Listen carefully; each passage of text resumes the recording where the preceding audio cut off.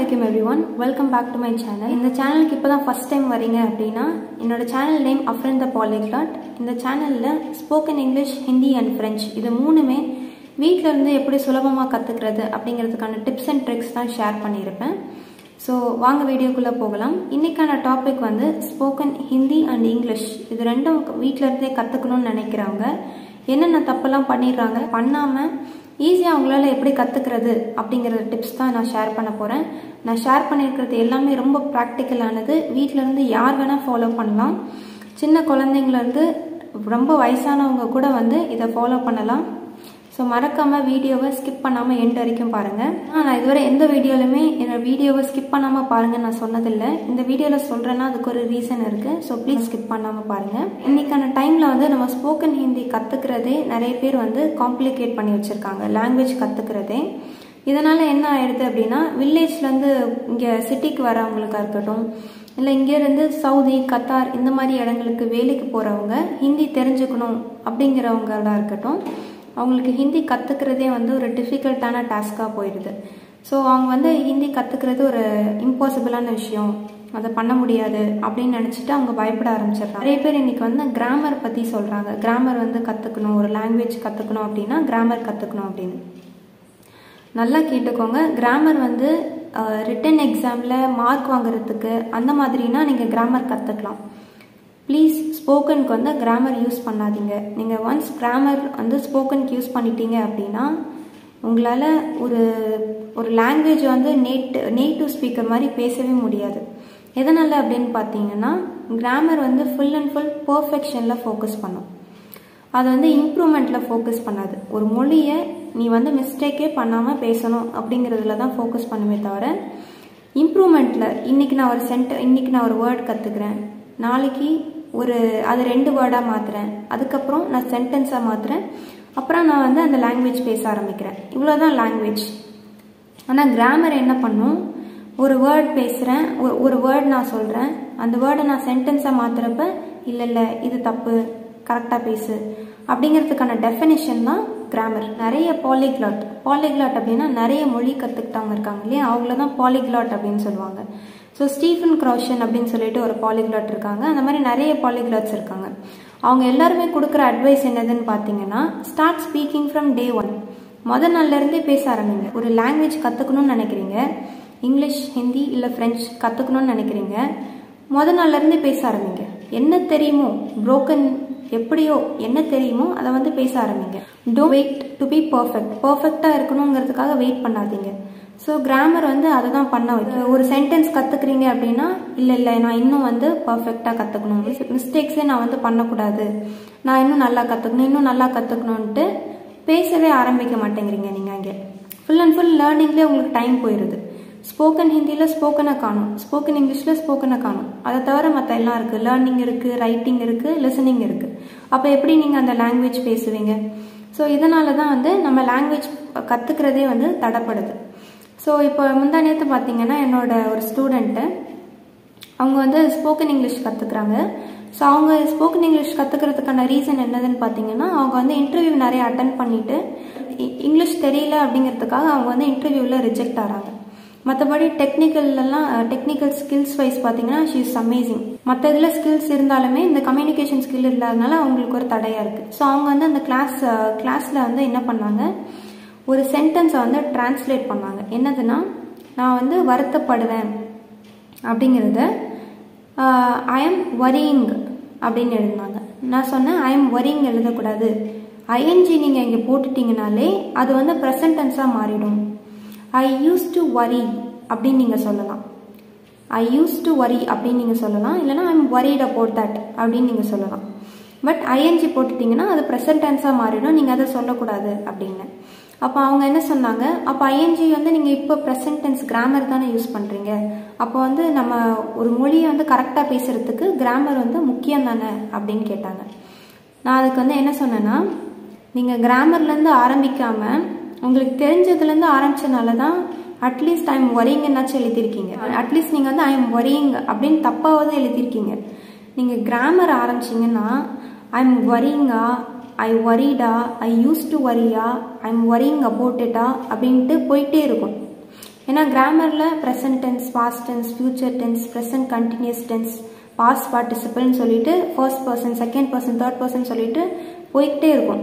அதை கற்றுக்கிட்டே இருக்கிறப்ப நீங்கள் எப்போ தான் ஸ்டார்ட் பண்ண போகிறீங்க, எப்போ வந்து ஸ்போக்கன் இது ஸ்டார்ட் பண்ண போகிறீங்க? So start from day 1. டே 1லேருந்து ஆரம்பிங்க. தயவுசெய்து ஸ்போக்கனுக்கு கிராமர் யூஸ் பண்ணாதீங்க. இன்றைக்கி நான் நிறைய வீடியோஸில் பார்த்தீங்கன்னா, அதாவது ஹிந்தி டுட்டோரியல் வீடியோஸில் பார்த்தீங்கன்னா, ஸ்போக்கன் ஹிந்தி கற்றுக் கொடுக்குறப்பையாக இருக்கட்டும், ஸ்போக்கன் இங்கிலீஷ் கற்றுக் கொடுக்குறப்பையாக இருக்கட்டும், இந்த வேர்டை இப்படி சொல்லுங்கள், இதை இப்படி சொல்லக்கூடாது, இப்படி தான் பண்ணணும், அப்படி தான் பண்ணணும்னு ரெஸ்ட்ரிக்ஷன்ஸ் இருக்குது. ஹானஸ்டாக சொல்கிறேன், லாங்குவேஜ்னு வர்றப்ப யுவர் லைஃப் யுவர் ரூல்ஸ், உங்களோட ரூல்ஸ் தான். உங்களுக்கு எப்படி பிடிச்சிருக்கோ நீங்கள் அப்படி லேர்ன் பண்ணிக்கலாம். ஒவ்வொருத்தவங்களுக்கும் அந்த லாங்குவேஜ் லேர்னிங் ஸ்டைல் வந்து டிஃபர் ஆகும். இப்போ நான் வந்து நிறைய பாலிகிளாட்ஸை ஃபாலோ பண்ணி ஹிந்தி கற்றுக்கிட்டேன். ஆனாலும் நான் ஹிந்தி கற்றுக்கிற ஸ்டைல் வந்து டிஃப்ரெண்ட். அந்த பாலிகிளாட் கிட்டேருந்து நான் கற்றுக்கிட்டாலுமே நான் கற்றுக்கிட்ட விதம் டிஃப்ரெண்ட். ஏன்னா என்னோட டேஸ்ட் வந்து டிஃப்ரெண்ட். அந்த மாதிரி ஒவ்வொருத்தவங்களுக்கும் அவங்களோட ஸ்டைல், அவங்களுக்கு என்ன பிடிக்குமோ அந்த வகையில் அவங்க கற்றுக்கலாம். இந்த ஹிந்திலையும் சரி, ஃப்ரெஞ்ச்லேயும் சரி, எல்லாத்துக்குமே ஜெண்டர் இருக்கும். இப்போ ஸ்போக்கன் ஹிந்தி கற்றுக்குறீங்க அப்படின்னா, ஒரு பெண் எடுத்துக்கிட்டிங்கன்னா, பெண் வந்து ஹிந்தியில் பெண்பால், அதாவது ஃபெமினன் ஜெண்டர். ஒரு ட்ரெயின் எடுத்துக்கிட்டிங்கன்னா ஹிந்தியில் அது ஒரு பொண்ணு. ட்ரெயின் வந்து ஹிந்தியை பொறுத்த வரைக்கும் ஒரு பொண்ணு. அதேமாதிரி ஃப்ரெஞ்சில் எடுத்துக்கிட்டிங்கன்னா புக்குக்கு ஃப்ரெஞ்சில் லீவ் அப்படின்னு சொல்லுவாங்க. லீவ் அப்படிங்கிறது வந்து பையனை குறிக்கிற ஒரு வேர்ட். ஸோ அது ஒரு மாஸ்குலின் ஜெண்டர். ஃப்ரெஞ்சுலேயும் சரி, ஹிந்திலையும் சரி, நியூட்ரல் ஜெண்டர் கிடையாது. ஒன்று ஒரு பொருள் பையனாக இருக்கணும், இல்லை பொண்ணாக இருக்கணும். நியூட்ரல் ஜெண்டர் எதுவும் கிடையாது.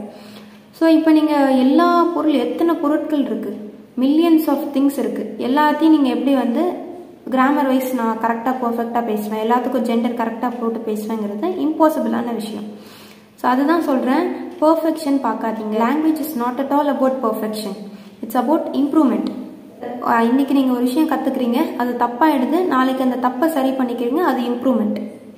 அந்த மாதிரி திரும்ப திரும்ப இன்னொரு தப்பு பண்ணுறீங்க, அதை கரெக்ட் பண்ணிக்கிறீங்க. அப்படியே இம்ப்ரூவ் ஆகி you have started to learn it. இப்போ நானே என்னோடய ஸ்டூடெண்ட்ஸ் சொன்னேன் இல்லையா, I am worrying about that அப்படின்னு எழுதிட்டாங்க. நாளைக்கு என்ன பண்ணுறாங்க, இங்கிலீஷில் ஒரு புக் எடுத்து ரீட் பண்ணுறாங்க, இல்லைனா ஏதாவது ஒரு கார்ட்டூன் ஸ்டோரி பார்க்குறாங்க. அந்த ஸ்டோரி பார்க்குறப்ப அதில் வந்து I used to worry about it அப்படின்ட்டு ஒரு சென்டென்ஸ் வருது. இப்போ அவங்க என்ன பண்ணுவாங்க, அப்போ இந்த இடத்துல இந்த சென்டென்ஸ் யூஸ் பண்ணியிருக்கக்கூடாது, கரெக்டான sentence I used to worry about that அப்படிங்கிறத அவங்க கற்றுக்குறாங்க. நெக்ஸ்ட் டைம் அந்த தப்பை ரிப்பீட் பண்ண மாட்டாங்க. இவ்வளோதான், வெரி சிம்பிள். நிறைய பேர் லாங்குவேஜ் கற்றுக்கிறப்ப learn Hindi through Tamil, learn English through Tamil அப்படின்ட்டு போட்டு பார்க்குறாங்க. இது வந்து பண்ணவே கூடாது. நீங்கள் ஒரு லாங்குவேஜ் கற்றுக்குறீங்களா, ஸ்ட்ரெயிட்டாக அந்த லாங்குவேஜ்குள்ளே போங்க.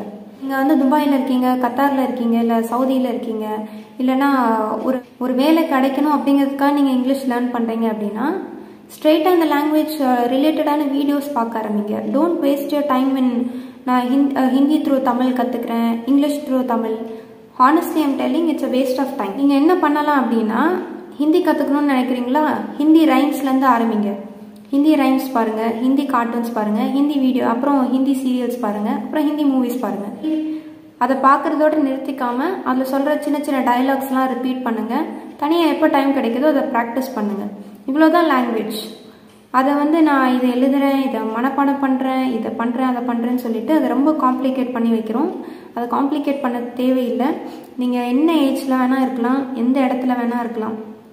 உங்கள் கையில் ஒரு மொபைல் ஃபோன் இருந்தது, அதில் நெட் இருந்தது அப்படின்னா இந்த மாதிரி வீடியோஸ் பார்த்து லாங்குவேஜ் லேர்ன் பண்ண ஆரம்பிங்க. இப்போ நான் சொன்னது இந்த கார்ட்டூன்ஸ், வீடியோஸ், இது எல்லாமே வந்து ஹிந்திக்கு மட்டும் இல்லை, எல்லா லாங்குவேஜுக்குமே இதுதான் வந்து பேஸ். நீங்கள் சுத்தமாகவே எனக்கு அந்த லாங்குவேஜ் தெரியல அப்படிங்கிறவங்க கூட ஸ்டார்டிங் எடுத்தோன்னா ரைம்ஸில் ஆரம்பிங்க. ஏன்னா ரைம்ஸில் வந்து ஒரு குழந்தைக்கு சொல்லிக் கொடுக்குற மாதிரி தான் சொல்லி கொடுத்துருப்பாங்க. அது கண்டிப்பாக புரியாமல் இருக்காது. ஸோ எல்லாமே கிளியராக இருக்கும். உதாரணத்துக்கு சொல்கிறேனே, லால் டமாட்டர் அப்படின்ட்டு ஒரு ஹிந்தி ரைம்ஸ் இருக்குது. அதில் வந்து லால் அப்படின்னா ரெட்டுன்னு அர்த்தம், டமாட்டர்னா டொமேட்டோன்னு அர்த்தம். பிக்சர் போட்டு கிளியராக காமிச்சிருப்பாங்க. பிக்சரில் ரெட் டொமேட்டோ திரும்ப திரும்ப காமிச்சிருப்பாங்க. அந்த வேர்டை திரும்ப திரும்ப யூஸ் பண்ணியிருப்பாங்க. அந்த மாதிரி யூஸ் பண்ணுறப்போ உங்களுக்கு மைண்டில் பதிஞ்சிரும். அப்புறம் நீங்கள் ரைம்ஸ்க்கு ஒரு 40 ரைம்ஸ் பார்த்த பிறகு ஓரளவுக்கு ஹிந்தியில் உள்ள வேர்ட்ஸ் எல்லாம் உங்களுக்கு தெரிஞ்சிடும். இப்போ என்ன பண்ணுவீங்க, ஸ்ட்ரெயிட்டாக ஹிந்தி கார்ட்டூன்ஸ் இல்லைன்னா ஸ்டோரிஸ் பார்ப்பீங்க. அது இன்னுமே நல்லா உங்களுக்கு பெனிஃபிட்டாக இருக்கும். நிறைய உங்களுக்கு வேர்ட்ஸ் கற்றுக்கிறதுக்கு, நிறைய பேசுகிறதுக்கெலாம் ரொம்ப யூஸ்ஃபுல்லாக இருக்கும். அவ்வளோதான், வெரி சிம்பிள். இது ஹிந்திக்கு மட்டும் இல்லை, இங்கிலீஷ்க்கும் இதே மாதிரி தான். இங்கிலீஷ், ஃப்ரெஞ்சு எல்லா லாங்குவேஜஸ்க்குமே நீங்கள் இதை ஃபாலோ பண்ணலாம். ஸோ இந்த வீடியோ உங்களுக்கு பிடிச்சிருந்ததுன்னா மறக்காமல் லைக் பண்ணி, ஷேர் பண்ணி, சப்ஸ்கிரைப் பண்ணிடுங்க. அண்ட் ஆல்சோ நானும் spoken English, Hindi and French classes எடுக்கிறேன்.